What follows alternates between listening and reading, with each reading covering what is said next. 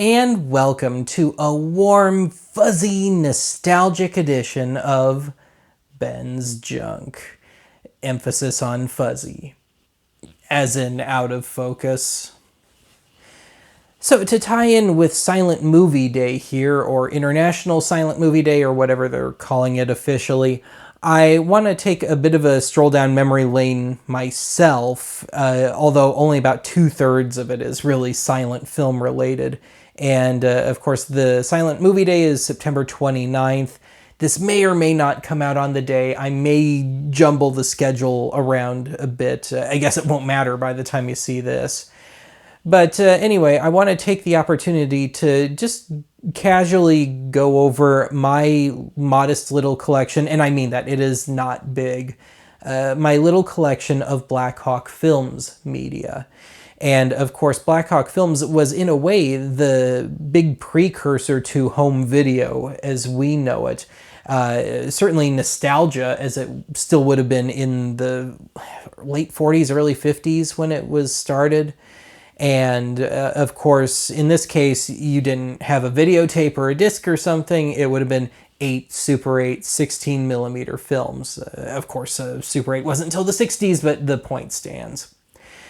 So anyway, I do intend to do a proper episode on Blackhawk Films at some point, but I don't know when. So consider this a long-term appetizer. And had I been thinking about it, I would have started on this years ago, because David Shepard, who owned the catalog, died back in 2017. So I was making archive at the time, but I obviously wasn't thinking of this stuff quite yet, because I would have tried to have gotten him for an interview, lousy an interviewer as I am, but just something to try and piece together the history of the company a little better. But yeah, that kind of blows that one out of the water, doesn't it? So anyway, as I mentioned, their whole thing was movie prints. They did other stuff too, but it was mostly public domain. There was some licensed stuff in there, most notably Laurel and Hardy. But yeah, let's just dive in here. I've got 3 sets of slides. That was their other thing besides movies. And then we'll get into the movies. And I'm going to try and present them in order of my acquiring them as best as I recall. It may not be accurate, but hopefully it makes a decent narrative. So to get started here, slides. I have 3 sets, and these have all appeared on archive to some degree already. So this first set would be Magic Spell, Black Forest. So as in the Black Forest of Austria, Germany? Yeah, I'll look it up before I post this. Somewhere in one of those Germanic countries where they make all the cool heavy metal videos, where they all take place in a forest for no reason whatsoever. So anyway, this is kind of a chock full set. And obviously I can't show any of this stuff off just off the cuff here.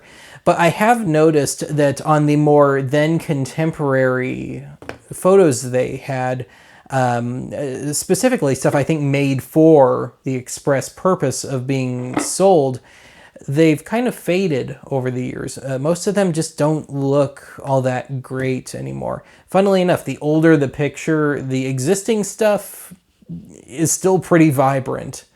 But yeah, so Black Forest. Now, I think somebody had a bit of a brain fart at the company with this one. I think they meant to call this Potluck, but instead they called it Jackpot. And that's because this is just random stuff. If anything, the photos are actually kind of representative for a change on the box here. But yeah, it's just random stuff. It's trains and scenic stuff and pictures taken at some zoo somewhere. And I can't say for sure, but this has the vibe of we took too many for another project and we had to cut it down, or we ran off too many copies of stuff that we couldn't sell, and now we're just kind of throwing some of it together almost randomly and then selling it. And then my favorite one of the lot, and this has appeared in its entirety very recently, This is called Please Don't Spit on Floor, which is a collection of slides that they would show in movie theaters very early on during the silent era. And I think the most recent of these would be from the World War I era. Most of it appears to be still Victorian era very much. And yeah, I love this set. And if you watch the most recent Ben's Junk I did on the Sears Whispermatic slide projector, I just ran this in its entirety. This one's only, unfortunately, 20 slides. Of course, the boring ones are 40 to 50. But yeah, go back and watch that. There's some cool stuff in there, especially if you're into the history of movies. Not necessarily stars and stuff, but just kind of the ladies, please remove your hats, that sort of thing. So this will make a good segue into the films. So let's start with, I believe these two were a lot at the time, and it was pretty cheap. This was a very early Fleabayism for me, and I think it was only a couple of bucks, and the shipping was more, as I'm known to say. But this first one is, in a way, the just all-around cherry of the lot of all of my collection. In that, well, for one, this is a movie from 1912 called Musketeers of Pig Alley, which is an early D.W. Griffith short. But this one has all the goodies in it. So we've got the film, which only takes up a little over half the reel. And I need to fix some of this stuff. I need to neaten some of this stuff out. But in this case, they included some little slips of paper here and a date inside the lid. So we're talking September of 1971 here. But we have a still from the movie, and a fairly famous still if you're into early cinema. But then we got the little synopsis, and also more tellingly, the price tag, which would have been, what, $7.98? So adjusted for inflation, that's between $55 and $60, I think, especially thanks to the recent inflation. Hooray. So yeah, this is, as far as I'm concerned, the good one. It's just a shame that it's got that little bit missing there, but yeah. Now, that movie, before I get to this next one, one of the first silent film videos I ever bought was The Musketeers of Pig Alley. And this is a whole bunch of D.W. Griffith shorts on VHS, obviously, and complete with the price list of other Kino titles, which, if you were lucky enough to find them at a Best Buy or something, which was very rare, the price wasn't much better than what you saw there. So yeah, you needed to have a few bucks in your pocket for these, which I invariably didn't. But the last film on here, The Battle at Elderbush Gulch, if you know my musical exploits, that's where that came from. And I really need to find an 8mm or Super 8 copy of that. I've just, for whatever reason, I've never done it. You'd think for my big long history of Elderbush that I would have done it. The fictitious Elderbush Gulch. Okay, moving on to that other movie of the lot. And this is only, I guess you could say, part of a movie. So the first significant serial to be made was called The Perils of Pauline. And it's pretty decent, especially for the standards of the time. Pretty tragic story if you know what happened to the poor actress making it and her life after the movie. But if you can get away from that, it's a fascinating watch. But we've got one chapter of it, and it's Through Air and Fire. And I believe this is the most famous part. But we're on a reel and a half here, standard 8, but no goodies. But in very nice condition. I wish I could say the same for all my others. And by some miracle, I managed to not screw this in the previous reel up, because I made so many mistakes with these when I was starting out. And of course, the Keystone projector, my first projector, which died on archive a few years ago, that thing didn't have any kind of fail-safe on it. So you couldn't just, there was no safety to turn off the lamp. There was no way to go down to just the fan. So if something got stuck in the machine, it would just burn. And I do have films that have burn spots on them, because even if you were real quick about it, the bulb, the big old glass projector bulb, those things were so hot that it would just fry those films. So anyway, I was just determined when I was in late middle, early high school to own a feature film on 8mm. And I was able to pull it off, but it was fairly pricey, 30 to 40 bucks, I think. And yeah, this was the best I could do, and I don't think this is worth much of anything. This is in such atrocious condition, and it was not in great condition when I got it, and I will explain the significance of this piece of masking tape in a minute or two here. But we're talking D.W. Griffith earlier, Way Down East from 1920. And this is indeed the entire fairly lengthy film on 11 reels. And I guess I'll just show this off real quick here. Bits that rotted off and in one case burned. It may have come off. One of the tips burned at some point, but I don't see it anymore. It's probably at the bottom of the box now.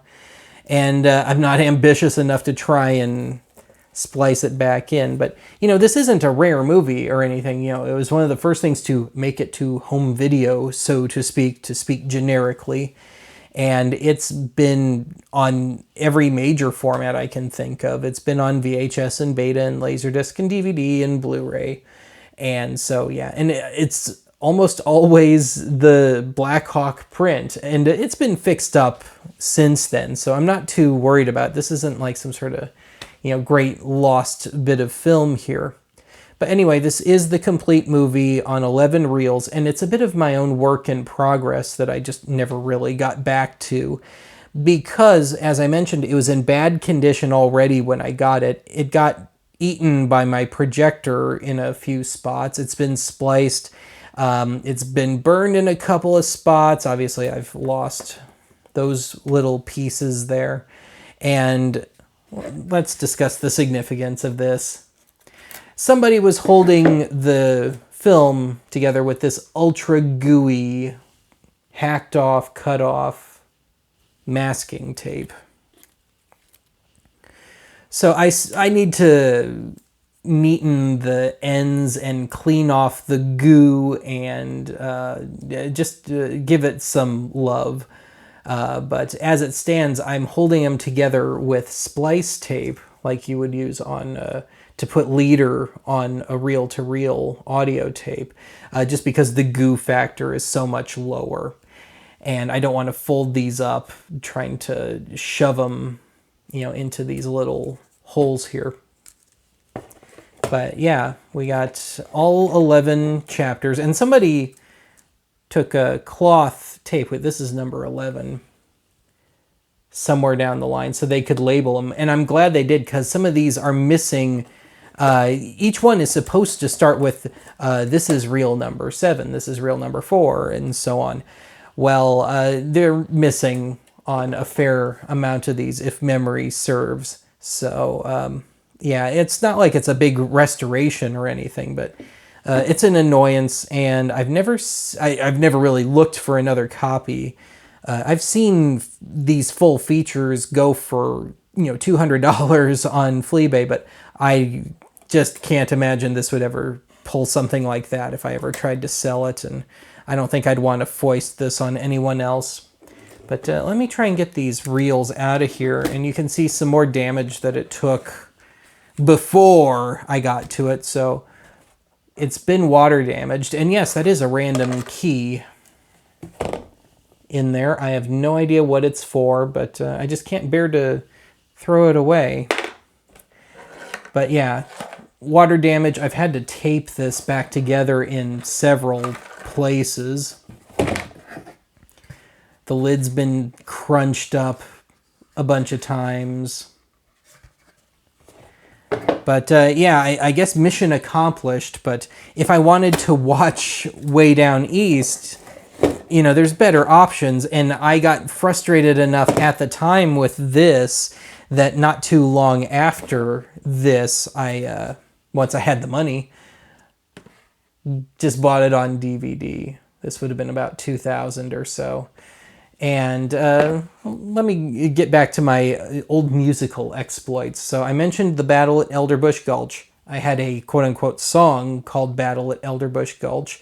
The soundtrack to this thing was a Vitaphone soundtrack recorded in 1928, so 8 years after the movie, presumably for a reissue.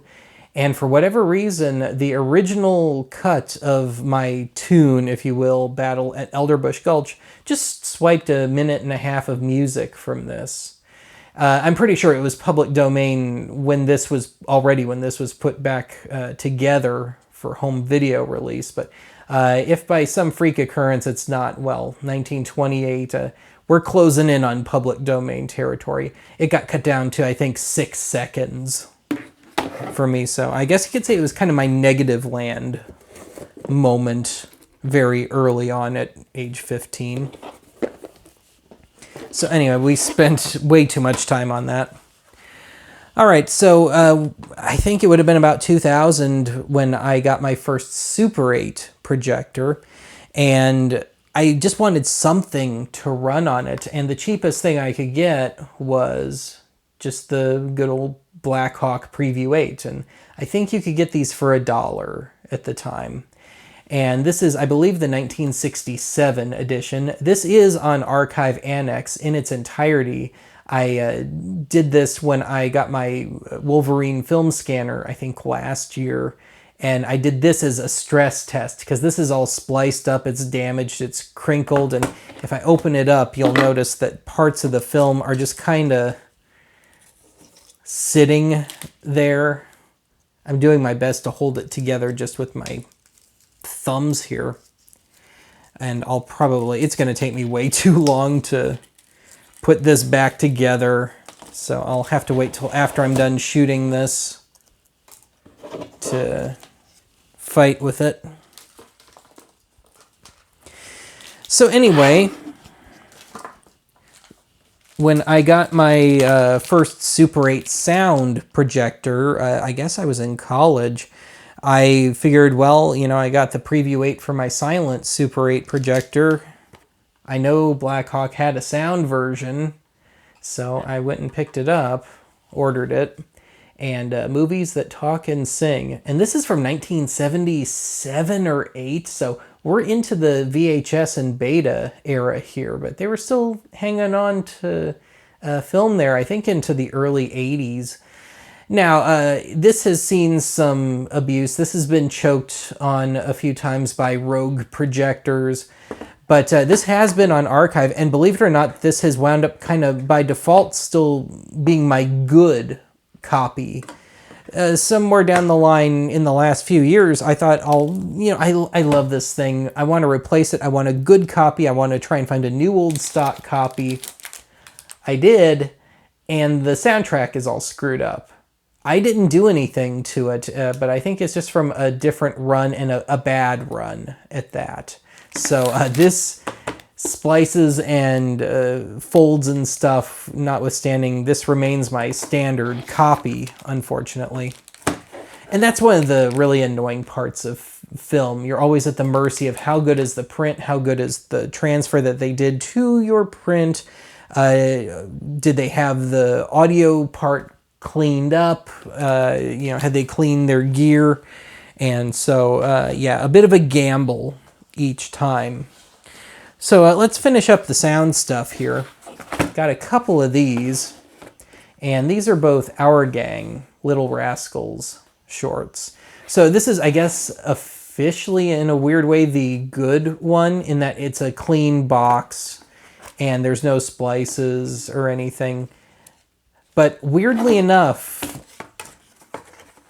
this one, this beaten up one from the Baltimore Public Library, is the champ. This is the one that plays the best.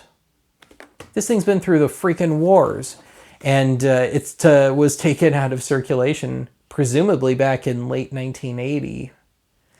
But yeah, how about that? So if you're curious, the two titles I've got are Bored of Education, as in we're bored, like bored of this video. And this is one of the ones where Spanky and Alfalfa ditch school, if memory serves. And then we've got Framing Youth, which is one of the Alfalfa Sings ones. So now we come to a pretty new edition. Sometime over the course of this summer, I was just looking at Blackhawk stuff on Fleabay, and just whatever was cheap, whatever had a low starting bid, and I picked up this one. And I somehow wound up being the only bidder. I think I paid like $3 for it. And yes, it belonged to Dad. Unspecified Dad. So this one is called The Clown Princes of Hollywood. Now, this is from 1960. And at that same time, there was this kind of mini trend of in the movies of these anthology films. So when comedy was king, I think the guy's name was Robert Youngson. I'd have to look that up again. But they were these kind of corny anthology films. You'd get 3-minute chunks of Laurel and Hardy and whatever else. And in between, you'd have narration. They'd try and set it up for you, but it was always really corny how it was done. And this follows the exact same formula, just on an even lower budget. So in this case, we've got a 2-reel set from Paul Killiam, who I've sort of discussed on Archive before. He was, I guess you could say, a failed comedian, but he also loved silent comedy and early sound comedy, and he found his greatest success in acquiring old prints and trying to fix up and reissue those films. And he had a show on what became PBS called Silence Please, and so he definitely did his work towards film preservation. But this is kind of his stab at when comedy was king, and it's every bit as corny as that movie or the Harold Lloyd anthology films from that time. And so in this case, I just found this amusing. The previous owner tried to hold it together with pieces of business card, which is apparently trying to move on me. It's just leader. I'm not scratching the movie. So, and of course it's silent. This is not a sound feature at all. So you're reading the corny would-be narration between each bit and staring at those awkwardly placed stills and out-of-place magazine covers and stuff. So anyway, that brings us to the end of this, and I'm sure for some of you not a minute too soon, so I will just shut up here and say I'll talk to you again soon.